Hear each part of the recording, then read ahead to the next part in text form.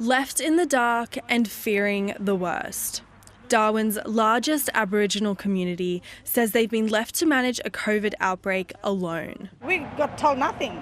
We haven't had a COVID case here at all, and we were in the unknown. 2 positive cases, infectious while in the community for up to 2 days, yet no one contacted and told to isolate or get tested. We may, look at, really locking down and on our community.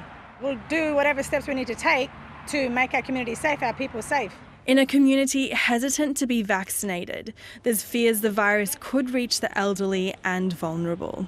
With a population that's got underlying chronic illnesses and very vulnerable, very sick. And all it would take is a virus that spreads very quickly, such as Omicron and the Delta, to bring about that whole community to its knees. There's now calls for a similar response seen in other outbreaks, which saw health teams rush in for testing and vaccinations. What's worked for us in the past here in the Northern Territory, and why we've been able to keep COVID out for so long, was that we dealt with. Whenever we got positive cases, we went quick and we went hard. For community members, time is of the essence, but with their health clinic closed over Christmas, options for testing are limited. It's all the way out at East Arm. There's no public transport for them to get there.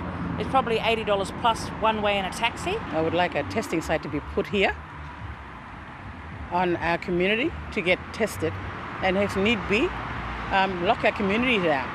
As one community faces anxiety over a lack of information, confusion remains over changes to isolation rules. It was supposed to be a Christmas to remember, experiencing the world's oldest living culture in the Red Centre. But it's been anything but for Emma Workman and her family.